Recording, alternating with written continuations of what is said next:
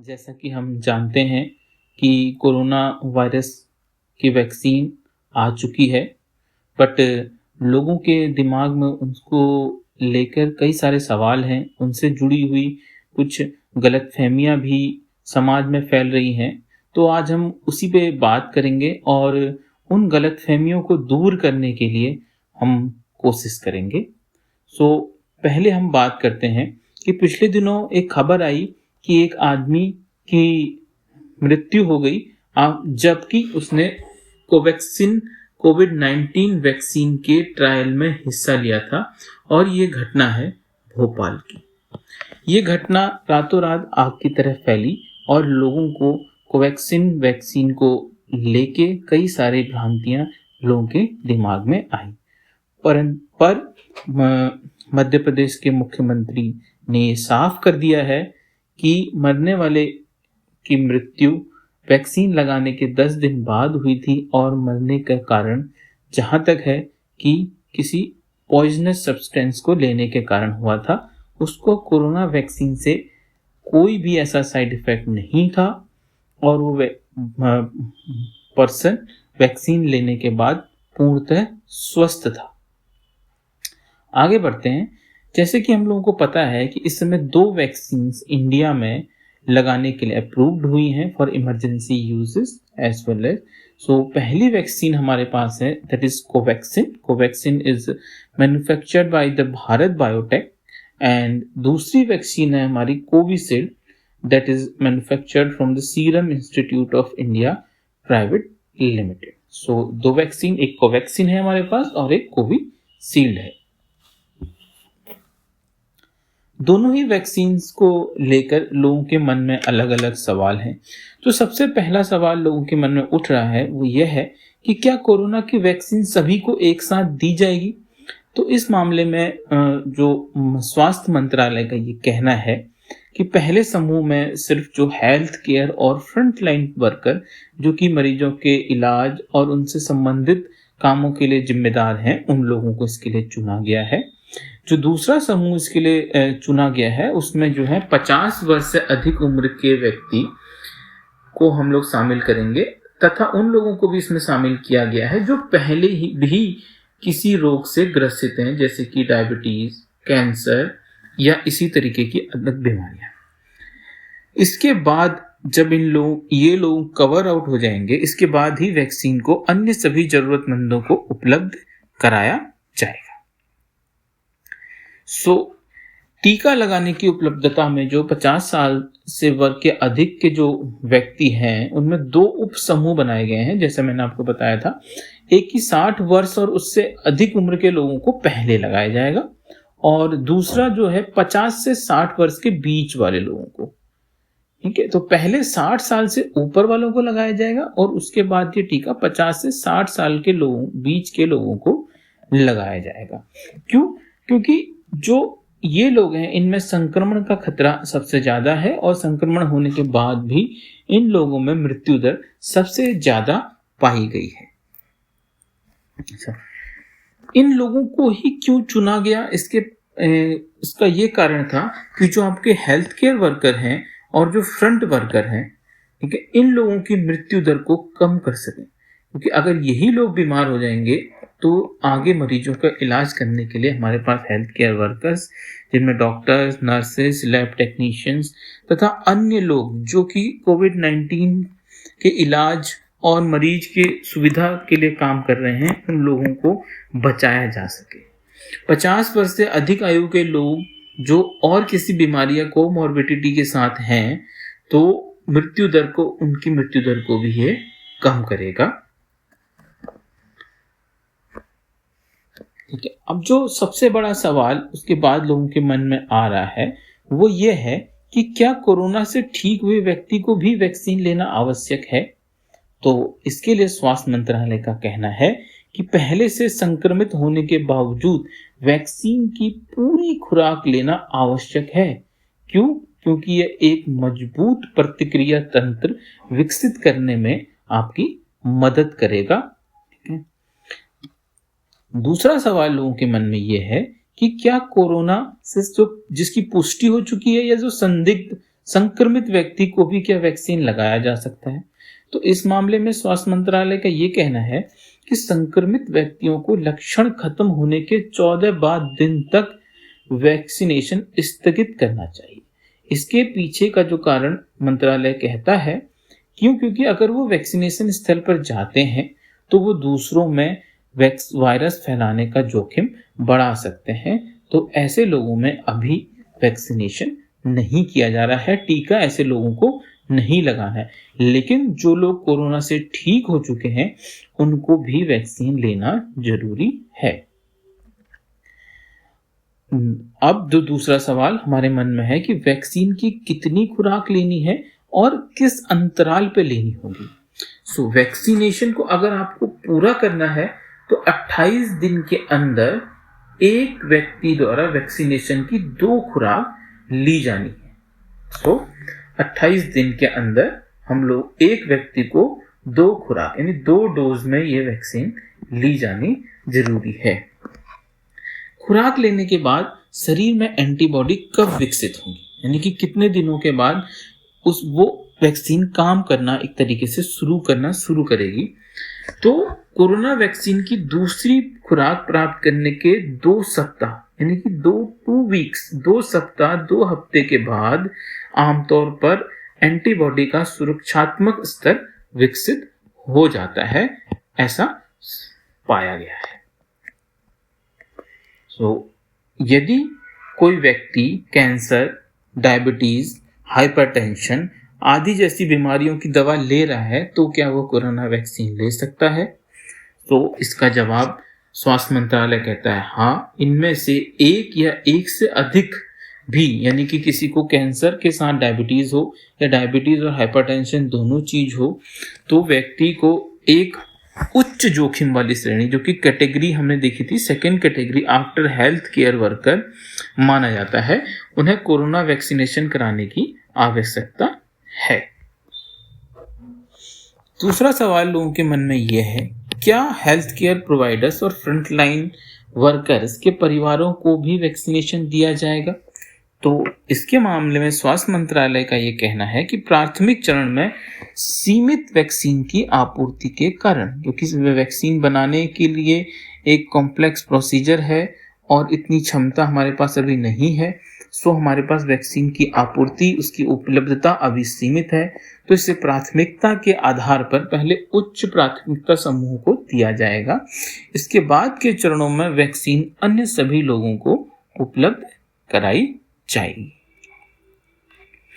दूसरा सवाल लोगों के मन में ये आ रहा है कि क्या भारत इतने बड़े पैमाने पे लोगों को वैक्सीनेशन करने के लिए उतने जरूरी सामग्री उपलब्ध है हमारे पास? क्या हम वैक्सीन को स्टोर करने के लिए हमारे पास 2 से 8 डिग्री पर रेफ्रिजरेटर उपलब्ध हैं, या इस डिग्री पर वैक्सीन को एक जगह से दूसरे जगह ले जाने के लिए परिवहन की क्षमता है? मैं आप लोगों को बताना चाहूँगा कि भारत दुनिया का सबसे बड़ा वैक्सीनेशन प्रोग्राम चलाता है, जिसको हम यूनिवर्सल इम्यूनाइजेशन प्रोग्राम के नाम से जानते हैं, जिनमें कि 2.6 करोड़ यानी 2.6 करोड़ से अधिक बच्चों को और 1 करोड़ से अधिक महिलाओं को वैक्सीनेशन किया जाता है, जिसमें कि टेटनस से लेके अन्य टीके जो बच्चों में लगते हैं और गर्भवती महिलाओं को टेटनस के टीके लगाए जाते हैं। तो हम देश की बड़ी और विविध आबादी को प्रभावी ढंग से पूरा करने के लिए इसी कार्यक्रम तंत्र को और अधिक मजबूत किया जा रहा है, ताकि इस दौरान कोई भी खामी सामने ना आए। कोरोना वैक्सीन के संभावित कोई दुष्प्रभाव है या नहीं है तो क्या है? सुरक्षा सिद्ध होने पर ही कोरोना वैक्सीन का उपयोग किया जाएगा। कोरोना वैक्सीन अपने सभी ट्रायल्स को पूरा करने के बाद ही जब सुरक्षा के नियमों में खरी उतरी है तभी उसका उपयोग करने की मंजूरी हमें दी गई है। वैक्सीन के कारण कुछ व्यक्तियों में हल्का बुखार या दर्द इत्यादि की शिकायत आई है, परंतु इसके अलावा कोई भी इसका अभी दुष्प्रभाव सामने देखने में नहीं आया है। और ऐसा कोई दुष्प्रभाव सामने आता भी है तो राज्यों को किसी भी कोरोना वैक्सीन से संबंधित दुष्प्रभाव से निपटने के लिए व्यवस्था दुरुस्त करने के लिए कहा गया है और सभी राज्यों ने इसके लिए उचित व्यवस्था कर ली है। लोगों के मन में ये सवाल उठ रहा है, क्या भारत में इस्तेमाल किए जाने वाला वैक्सीन उतना ही प्रभावी होगा जितना दूसरे देशों में शुरू किया गया? हाँ, इसकी पूरी गारंटी है कि भारत में शुरू की गई कोरोना वैक्सीन उतनी ही प्रभावी होगी जितनी अन्य देशों द्वारा विकसित वैक्सीन है। और वैक्सीन परीक्षणों के विभिन्न चरणों में इसकी सुरक्षा और प्रभावकारिता यानी इसके कार्य करने की क्षमता को सुनिश्चित के लिए कार्य किए गए हैं। अगर लोगों के मन में ये सवाल उठ रहा है कि क्या मैं भी वैक्सीनेशन के लिए योग्य हूं, और अगर हूं तो मुझे पता कैसे चलेगा?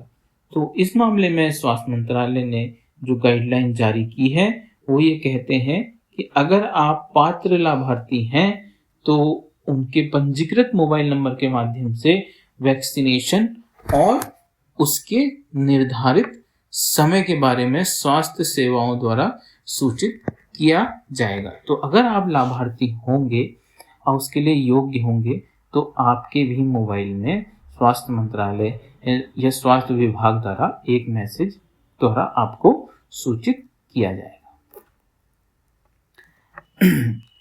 लोगों का ये मानना है कि अगर वो वैक्सीन के लाभार्थी हैं और वैक्सीन के लिए उनको वैक्सीनेशन के लिए उनको स्थल पे जाना है जहाँ पे वैक्सीनेशन किया जा रहा है, तो वहाँ पे क्या क्या सावधानियां और बरतने की जरूरत है। ठीक है, तो पहला जो सबसे महत्वपूर्ण काम आपको करना है कि वैक्सीन लगाते ही आपको तुरंत वहाँ से नहीं चले आना है। वैक्सीन लेने के बाद आपको कम से कम आधे घंटे तक वैक्सीनेशन केंद्र में आराम करना चाहिए। यदि बाद में आपको कोई असुविधा या बेचैनी महसूस होती है तो आपको निकटतम स्वास्थ्य अधिकारियों ANM और आशा को जितना जल्दी हो सके सूचित करें। कोरोना अनुरूप व्यवहारों का तो आपको पालन हर जगह करना ही है, जैसे कि मास्क अवश्य पहन के रखें, हाथों की सफाई रखें, शारीरिक दूरी को बनाए रखना है। ये तो आपको हर समय पालन जरूर से जरूर करना है। दूसरा, लोगों के मन में आ रहा है कि क्योंकि इस वैक्सीन को बहुत कम समय में बनाया गया है तो क्या ये वैक्सीन सुरक्षित होगी? इसकी सुरक्षा को लेके लोगों के मन में अलग अलग सवाल हैं। तो इस बारे में मैं बताना चाहूँगा। सुरक्षा और प्रभाव के डेटा के जांच के आधार पर मंजूरी के बाद ही इस वैक्सीन को लगाया जा रहा है और ये वैक्सीन लगाई जाएगी आम पब्लिक में। अब नया सवाल जो लोगों के मन में भ्रांति है इस वैक्सीन की सुरक्षितता को लेके, क्या ये वैक्सीन लगाना एक सुरक्षित है? इससे क्या लाभ है? इससे क्या मेरे को नुकसान हो सकता है? तो दूसरा सवाल हमारे मन में आता है, क्या वैक्सीन लेना अनिवार्य है? अगर कोई विलिंगली, कोई अपने मन से वैक्सीन ना लेना चाहे तो उसके लिए क्या नियम है? तो कोरोना के लिए वैक्सीनेशन एक स्वैच्छिक है। आप लेना चाहें तो ले सकते हैं, नहीं लेना चाहें तो इसमें भारत सरकार की ओर से कोई भी कंपल्सन नहीं है। हालांकि आप खुद एक समझदार व्यक्ति हैं तो स्वयं की सुरक्षा और बीमारी के प्रसार यानी बीमारी के फैलने को सीमित करने के लिए कोरोना की पूरी वैक्सीन हर किसी को लेनी चाहिए। एक जिम्मेदार नागरिक की भूमिका निभाते हुए हम सभी को कोरोना वैक्सीन पूर्ण तौर से अपने आप को लगवानी चाहिए, क्योंकि ये वैक्सीन पूरी तरीके से सुरक्षित है और सुरक्षा के सारे नियमों में खरी उतरी है। जो लोग पात्र लाभार्थी हैं उनके लिए आपको पंजीकरण के लिए कौन कौन से दस्तावेजों की जरूरत है? तो पात्र लाभार्थी को पंजीकरण के लिए Aadhaar card, voter ID, driving licence, PAN card, MNREGA job card, pension document या इसी तरीके के अलग अलग डॉक्यूमेंट जैसे कि passport, official ID of MPs, MLAs और एमएलसीज। तो इन किसी भी में से एक डॉक्यूमेंट का आप यूज कर सकते हैं, जो कि यूजुअली एक ऑथराइज्ड फोटो आईडी मानी जाती है इंडिया में, उसका आप इस्तेमाल कर सकते हैं। या फिर आप हेल्पलाइन के टोल फ्री नंबर जो कि हमारा है 1075 1075 पर कॉल करके इसे कंफर्म भी कर सकते हैं। सो भारत में बड़े पैमाने पर देशव्यापी जो कोविड-19 का रोल आउट वैक्सीनेशन अभ्यास किया जा रहा है ताकि इसे लगाने पे कोई भी असुविधा सामने नहीं आनी चाहिए। सो अभी तक 1,14,000 से ज़्यादा लोगों को टीका लगाने का प्रशिक्षण दिया जा चुका है और टीकाकरण के बाद की प्रतिकूल घटनाओं से निपटने की तैयारी को भी पूर्ण तौर से परखा गया है, समझा गया है, उसके बाद उसको आने वाली खामियों को दूर किया गया है। अब तक कोविन जो सॉफ्टवेयर है उसमें 75 लाख से ज़्यादा लाभार्थियों ने पंजीकरण करवाया है और इस वैक्सीन की डिलीवरी के लिए, वैक्सीन को ट्रांसपोर्ट करने के लिए, एक जगह से दूसरी जगह ले जाने के लिए और वैक्सीनेशन स्थल पर इसको एक पर्टिकुलर टेम्परेचर जो कि 2 से 8 डिग्री सेल्सियस का है सुनिश्चित करने के लिए पर्याप्त कोल्ड चेन की जो उपलब्धता है, जो डीप फ्रीजर्स की हमें ज़रूरत है, उसकी उपलब्धता को कंफर्म किया गया है कि वो वहाँ उपलब्ध हों, ऐसा है। तो आपको कोरोना वैक्सीन के लिए कोविन ऐप पे प्री रजिस्ट्रेशन करना है। कोविन ऐप आपका गूगल प्ले स्टोर से फ्री में डाउनलोड किया जा सकता है। लोगों का अब ये मानना है कि क्या किसी व्यक्ति में कोविड-19 वैक्सीन लेने के बाद भी, यानी कि वो दोनों डोज ले लेता है और दोनों डोज लेने के 2 हफ्ते बाद जब उसमें एंटीबॉडीज विकसित हो जाती हैं, तो क्या उसके बाद भी उसको कोविड उपयुक्त यानी कि कोरोना के साथ जो हम लोग पहले व्यवहार अपना रहे थे, क्या वही उसको उसके बाद भी अपनाने की आवश्यकता है? तो हाँ, इसको आप समझ लीजिए कि आपको फेस या कवर मास्क का इस्तेमाल तब भी करना है, हाथों की सुरक्षता का इस्तेमाल तब भी यूज करना है और उचित दूरी बनाए रखनी है। 6 फुट या 2 गज की दूरी आपको इन व्यवहारों का पालन करना है, क्योंकि हमने प्रधानमंत्री जी हमसे बार बार इस बारे में बात कर रहे हैं कि जब तक हमारे पास इसका कोई जड़ से मिटाने का कोई इलाज नहीं आ जाता है, तब तक हमें कोई भी इन नियमों में ढिलाई नहीं देनी है, जो कि उन्होंने नारा दिया है, जब तक कोई दवाई नहीं तब तक ढिलाई नहीं। तो मास्क बिल्कुल सही से पहने, हाथों को बार बार धोएं या सैनिटाइज करें और 2 गज की दूरी बनाए रखें। इस सब के साथ ही हम धन्यवाद करना चाहेंगे ministry of health and family welfare, जो कि एक भारत सरकार की संस्था है जो बड़े पैमाने पे काम कर रही है कोरोना वैक्सीन के लिए, लोगों को सुरक्षित कोरोना वैक्सीन लगवाने के लिए और कोरोना को जड़ से मिटाने के लिए लगातार इसमें जुटे हुए हैं इनके सारे कर्मचारी। मुझे लगता है कि इसके बाद शायद ही आपके मन में कोरोना वैक्सीन को लेकर कोई भ्रांति बची हो। इसके बावजूद अगर आपके मन में कोई सवाल है तो आप कमेंट सेक्शन में बता सकते हैं। मैं पूरी कोशिश करूंगा कि आपकी भ्रांतियों के जवाब दे सकूं। नमस्कार।